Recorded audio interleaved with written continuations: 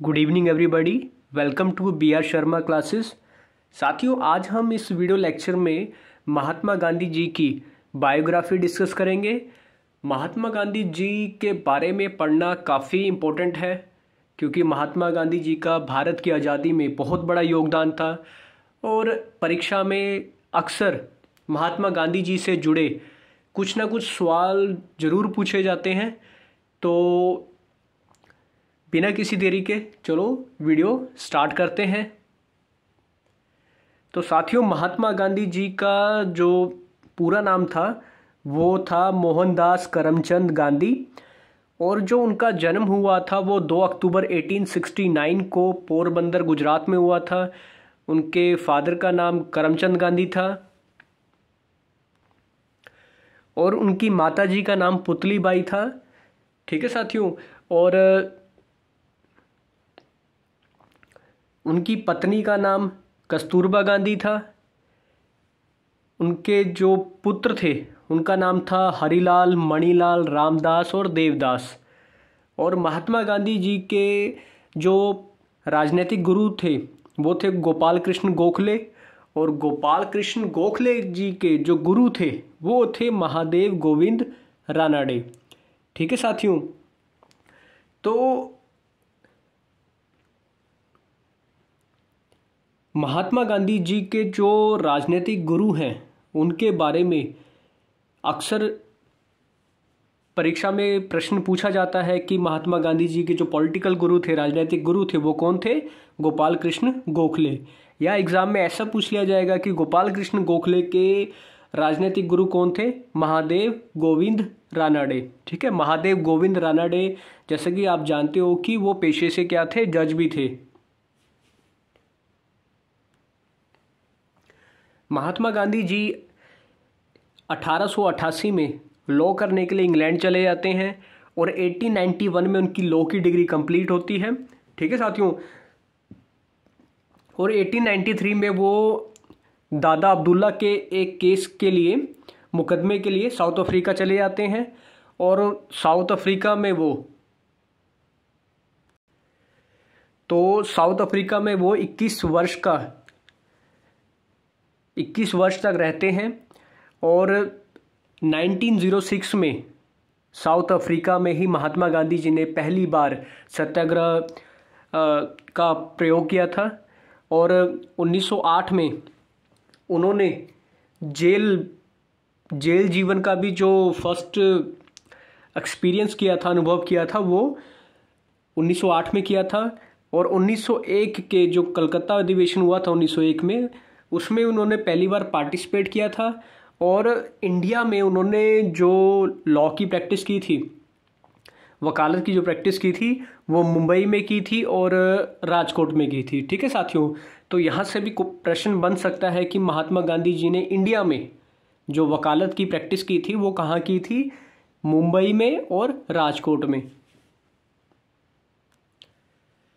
Gandhi ji south Africa से 9 जनवरी 1915 को भारत आते हैं और भारत आने पर उन्हें केसर-ए हिंद की उपाधि से नवाजा जाता है। उन्हें केसर-ए हिंद की उपाधि दी जाती है ब्रिटिश गवर्नमेंट के द्वारा। बट जब 1919 का जलियांवाला बाग हत्याकांड होता है, उसके कुछ समय बाद ही महात्मा गांधी जी इस उपाधि को त्याग देते हैं, इसे वापस कर देते हैं ब्रिटिश गवर्नमेंट को। और 1915 में महात्मा गांधी जी ने साबरमती आश्रम की स्थापना की थी। महात्मा गांधी जी ने कांग्रेस अधिवेशन की जो अध्यक्षता की थी फर्स्ट टाइम, वो 1924 में की थी, बेलगांव कर्नाटक में। और महात्मा गांधी जी की जो आत्मकथा है, माई एक्सपेरिमेंट विद ट्रूथ, ये अक्सर एग्ज़ाम में पूछी जाती है, बहुत इंपॉर्टेंट क्वेश्चन बन जाता है ये।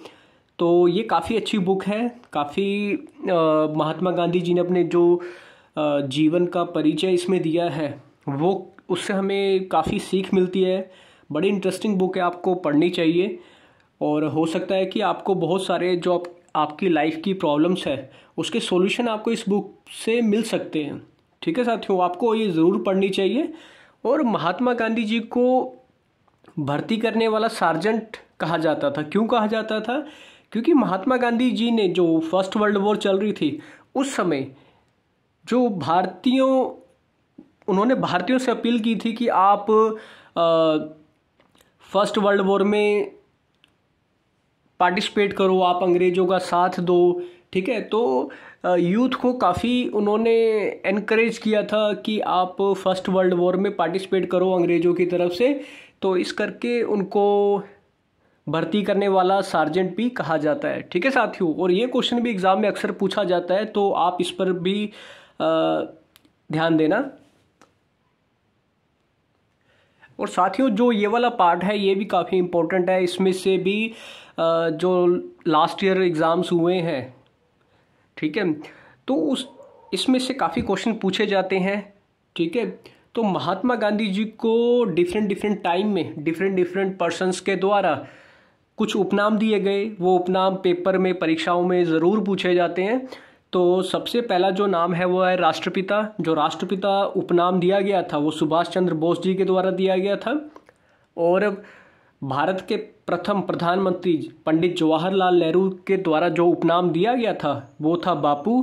और पंडित जवाहरलाल नेहरू भारत के प्रथम प्रधानमंत्री थे, और उनका जो कार्यकाल है वो अब तक के जितने भी प्रधानमंत्री बने हैं उनमें सबसे लंबा जो कार्यकाल रहा है वो पंडित जवाहरलाल नेहरू जी का रहा है। अगला जो उपनाम है वो भी परीक्षा में अक्सर पूछा जा चुका है। तो जो महात्मा जो उपनाम दिया था वो रविंद्रनाथ टैगोर जी द्वारा दिया गया था। और रविंद्रनाथ टैगोर भारत के पहले नोबेल प्राइज़ विनर थे। 1913 में इनको नोबेल प्राइज़ मिला था साहित्य के लिए। ठीक है, और इनको जो नोबेल प्राइज़ मिला था 1913 में वो गीतांजलि के लिए मिला था। और इन्होंने महात्मा गांधी जी को जो उपनाम दिया था वो था महात्मा।